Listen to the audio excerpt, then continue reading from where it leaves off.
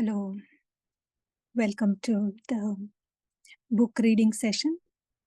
जो बुक पढ़ रहे हैं उसका नाम है सत्य की तलाश में। वो हिंदी अनुवाद है, ओरिजिनल बुक इंग्लिश में है। उसका नाम है इन सर्च ऑफ ट्रूथ। शुरू करेंगे हम चैप्टर 1 से। अध्याय 1। चैप्टर का टाइटल है कुदरत का संदेश, message of nature. First section, कुदरत के तरीके, नेचर्स वेज। कुदरत यानी प्रकृति। जब कुदरत कहते हैं तो एक ऐसी कोई जिसमें कुछ गुह्यता है, कुछ something which is we can not explain.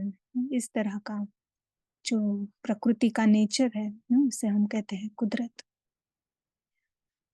आदि काल से किसी से अगर मानवता आकर्षित हुई है तो वह है ब्रह्मांड को चलाने वाले विस्मयकारी कुदरत के नियम।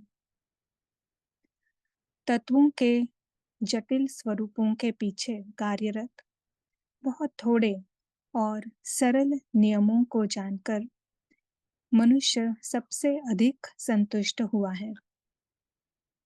हम अनुभव कर सकते हैं कि यह नियम अस्तित्व में है और हमारे साथ हमारे आसपास की सभी वस्तुओं पर यह लागू होते हैं। जो भी जगत में घटता है वह इन नियमों के ढांचे में घटित होता है। कुछ को हम जानते हैं और कुछ से अनभिज्ञ है। भौतिक शास्त्र में कई नियम वर्णित किए गए हैं। भौतिक शास्त्र यानी फिजिक्स, जैसे कि गुरुत्वाकर्षण का नियम, उष्म प्रवैगिक यानी थर्मोडायनेमिक्स का नियम इत्यादि। रसायन शास्त्र के अनेक नियम हैं, केमिस्ट्री, जैसे कि चयापचय यानी मेटाबॉलिक और शारीरिक प्रक्रियाएं यानी फिजियोलॉजिकल प्रोसेसेस। गौर करें तो पाते हैं कि पालना व सुरक्षित करना कुदरत की प्रवृत्ति है। यदि कोई वस्तु हवा में ऊपर की तरफ उछालते हैं तो वह वापस जमीन पर लाई जाती है और वह वस्तु कुछ हद तक स्थिर हो जाती है। अगर व्यक्ति अपनी उंगली काटता है तो शारीरिक प्रक्रियाओं के नियम जख्म पर काम करेंगे जब तक कि वह ठीक होकर सामान्य ना हो जाए। हम अनगिनत उदाहरणों को लेकर जान सकते हैं और पाते हैं कि कुदरत के इन नियमों से पृथ्वी एवं विश्व पल रहे हैं। अगर हम चारों ओर दृष्टिपात करें तो पाते हैं कि पत्थर, पंछी, पौधे, मनुष्य और सभी कुछ का अस्तित्व हजारों वर्षों से है, क्योंकि कुदरत की प्रवृत्ति इन्हें पालने की है।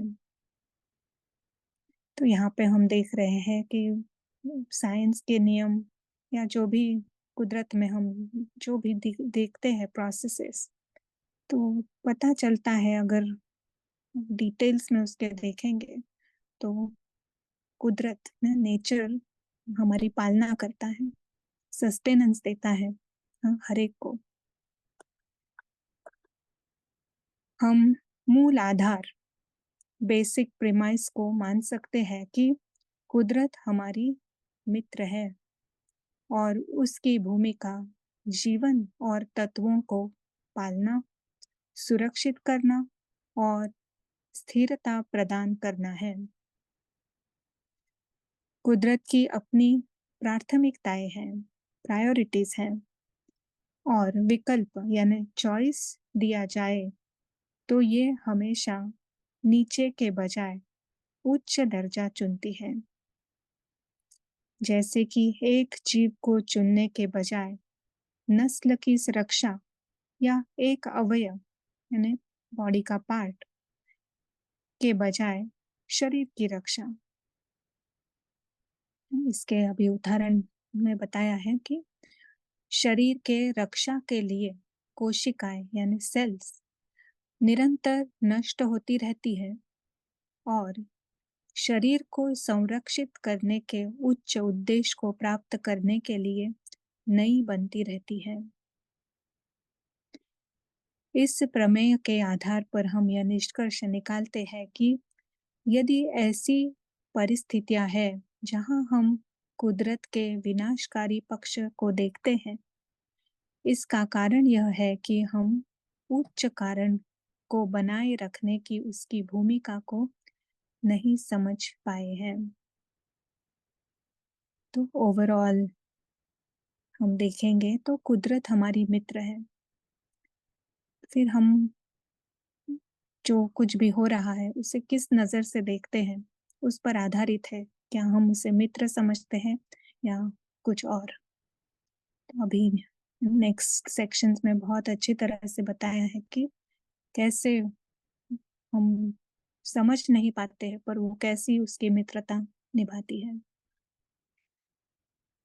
नेक्स्ट सेक्शन है मुक्त मर्जी का प्रतिफल, price of free will.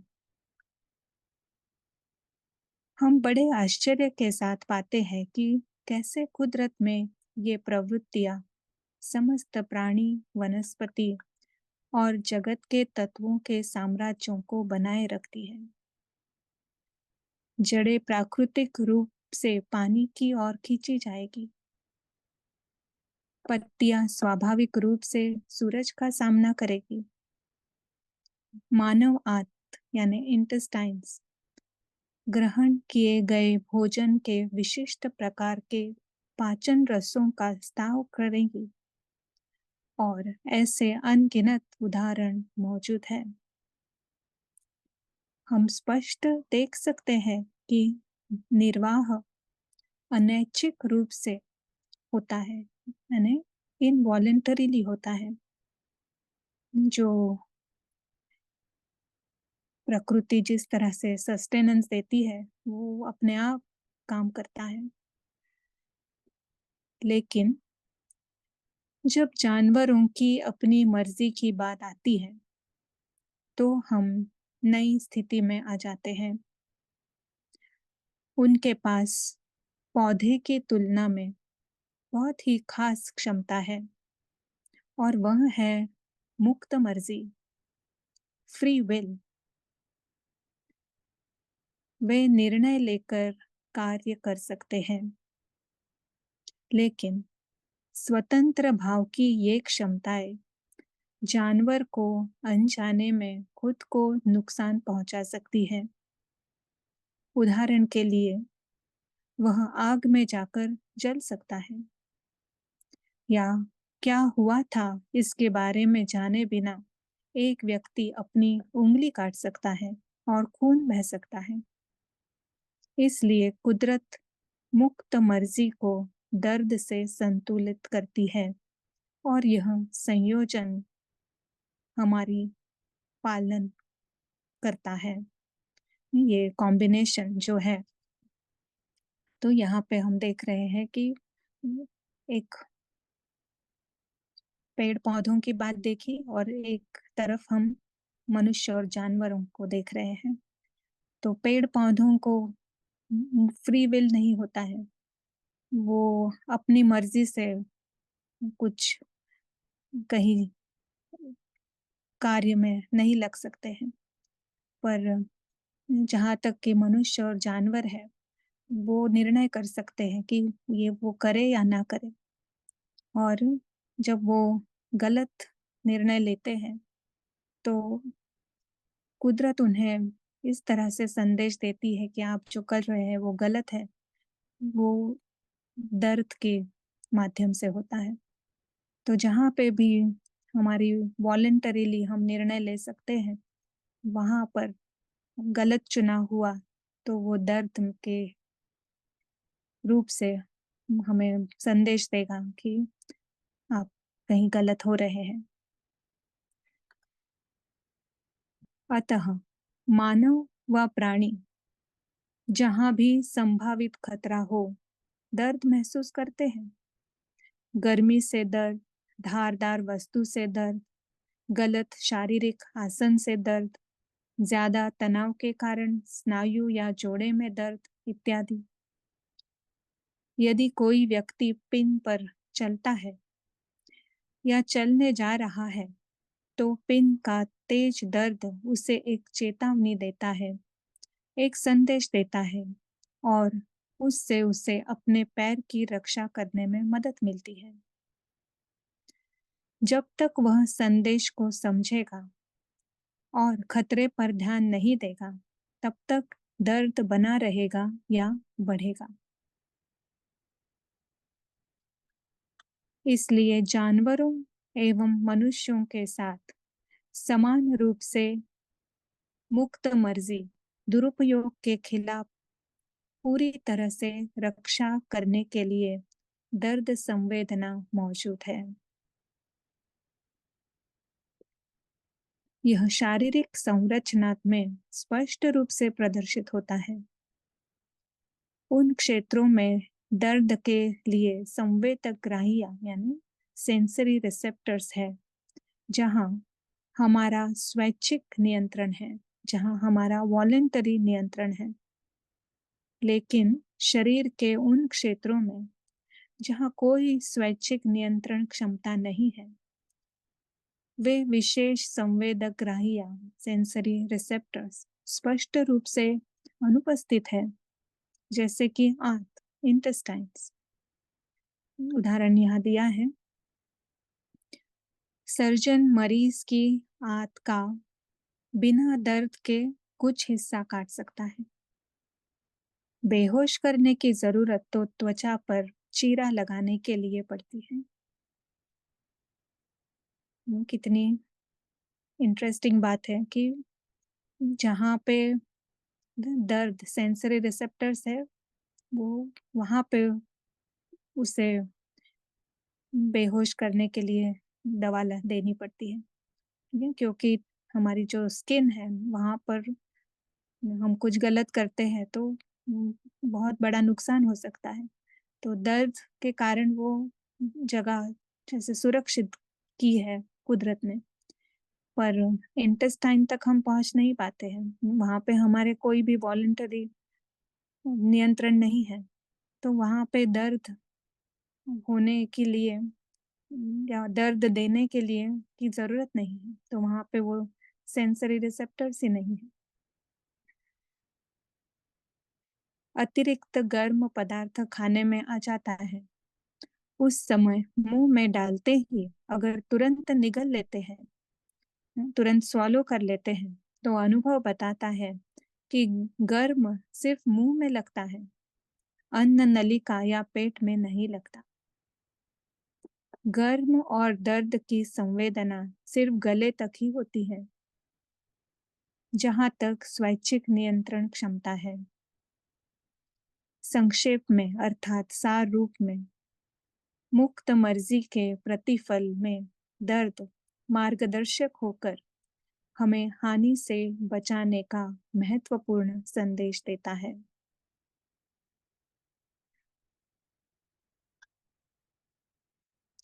Next section है संदेश को समझे, डिकोडिंग द मैसेज। यदि हम कुदरत की बुद्धिमत्ता को समझे और दर्द की घटना के पीछे छिपा हुआ अभिप्राय जाने, तो वह हमें कुछ महत्वपूर्ण निष्कर्षों की ओर अग्रेसित करता है। फर्स्ट पॉइंट है, हर दर्द के अनुभव के पीछे संदेश होता है, अतः इस छिपे संदेश को समझे बगैर दर्द को दबाना नहीं चाहिए। सेकेंड पॉइंट है, अधिक जटिल प्रकार के दर्द जो बीमारियों के रूप में आते हैं, उनके संदेश को समझना मुश्किल हो सकता है। इसलिए संदेशों को समझने के लिए अधिक प्रयास करना चाहिए, जैसे कि जोड़ों के दर्द और गलत आहार का संबंध समझना या विश्लेषण करना मुश्किल हो सकता है। फिर भी कुदरत इस तरह बोलती है। अगर हमारे जॉइंट्स में अगर पेन है, तो कहीं ना कहीं खाने में कुछ गलत हो रहा है। ये हम समझ नहीं पाएंगे कि किस की वजह से, कौन सा वो जो खा रहे हैं, कौन सी चीज है ना जिसके कारण जोड़ों में दर्द है। पर कुदरत की यही रीति है कि जिस तरह से वो हमें बताएगा, जिस तरह से जोड़ों में दर्द आएगा, तो लिंक है। बट अब कौन सा है गलत आहार, वो मुश्किल है समझना, पर समझना है तो समझ भी सकते हैं। तीसरा पॉइंट है, दुख निराशा के रूप में आने वाले भावनात्मक दर्द और मानसिक पीड़ा के पीछे भी संदेश होता है। जैसे कि शारीरिक दर्द गायब हो जाता है जब एक बार इशारा समझ में आ जाता है और उचित उपाय किए जाते हैं। उसी प्रकार सभी भावनात्मक पीड़ा खत्म हो जाएगी यदि हम उक्त संदेश को यथार्थ रूप से समझें और कारण का निवारण करने के लिए आवश्यक कदम उठाएं। अभी नेक्स्ट सेक्शन है भावनात्मक पीड़ा का संदेश, the message of emotional suffering. भावनात्मक पीड़ा को सहना कोई गुण नहीं है, भले ही वह अल्पकालीन अस्वस्थता हो या गहरा अवसाद यानी डिप्रेशन हो। पीड़ा दूर करने के लिए उसके पीछे छिपा हुआ संदेश समझना और यथार्थ बदलाव लाना आवश्यक है। अगर सबक नहीं सीखा है तो दर्द लंबे समय तक चलता रहेगा या तो बढ़ेगा। जब तक उसके ऊपर ध्यान नहीं दिया जाता और जरूरी बदलाव नहीं लाया जाता। जो हम ऊपर वाले पॉइंट्स में हमने देखा कि अगर शरीर में कुछ गलत पोस्चर में अगर हम बैठे हैं तो जरूर हमें दर्द देगा। जैसे ही हम उस पोस्चर को ठीक कर लेंगे तो दर्द चला जाएगा। इसी तरह ये जो भावनात्मक पीड़ा है, तो उसके पीछे कोई संदेश है। जब तक उस संदेश को हम समझेंगे नहीं, उस सोर्स तक हम जाएंगे नहीं कि क्यों ये अस्वस्थता लग रही है या क्यों निराशा लग रही है, क्यों दुख हो रहा है, ये जब तक उसके रूट तक हम नहीं जाएंगे, तब तक ये पीड़ा खत्म नहीं होगी या वो ये बढ़ती रहेगी। परिस्थिति समान होते हुए भी भिन्न व्यक्तियों का भावनात्मक दर्द या प्रतिक्रिया बहुत भिन्न हो सकती है। रस यानी जूस का आधा ग्लास भरा अगर दो व्यक्तियों को दिया जाए तो एक आधा भरा ग्लास देखकर खुश हो सकता है और दूसरा ग्लास आधा खाली देखकर दुखी हो सकता है। जब मौसम भविष्यवक्ता यानी वेदर फोरकास्टर किसी विशेष प्रांत पर तूफान हरिकेन आने की चेतावनी देता है तो कुछ लोग समय व्यग्रता से प्रतीक्षा में बिताते हैं, डर से कि पता नहीं क्या होगा। जबकि कुछ तूफान पार्टी यानी हरिकेन पार्टी का आयोजन करते हैं और तूफान पंच कोई स्पेशल ड्रिंक तैयार करते हैं। तूफान की तरह भावनात्मक पीड़ा के सभी कारण बाह्य नहीं होते हैं। एक महत्वपूर्ण कारण हमारे अंदर ही है और वह हमारे आंतरिक व्यवहार या व्यक्तित्व से जुड़ा हुआ है। इसे हम मानवीय कारण, ह्यूमन फैक्टर कहेंगे और उसे थोड़ा गहराई से जानेंगे। तो यहाँ पे फर्स्ट चैप्टर खत्म होता है। तो सार में अगर हम देखें तो यहाँ पे बहुत स्पष्ट रीति से कहा है कि अगर कोई भी दर्द है, भले ही शारीरिक है या मानसिक है, उसका कोई ना कोई कारण है। कहीं ना कहीं हमारे पोस्चर, यानी हमारे शरीर का पोस्चर या फिर हमारे मन का जो एटीट्यूड है या मन के अंदर जो चल रहा है, वहाँ कुछ ना कुछ प्रॉब्लम है।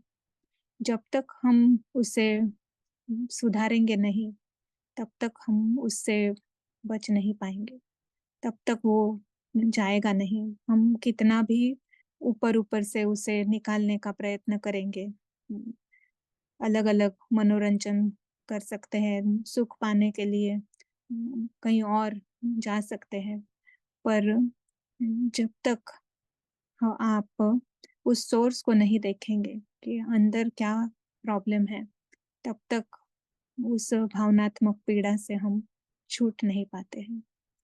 और ये पुस्तक में आगे हम उन्हीं कारणों को देखेंगे, कारणों को देखेंगे, कारणों को कैसे निवारण कैसे कर सकते हैं, उसके लिए क्या अभ्यास है, उसका रीजन क्या है, ये बहुत ही डिटेल्स में हम जानेंगे। Thank you.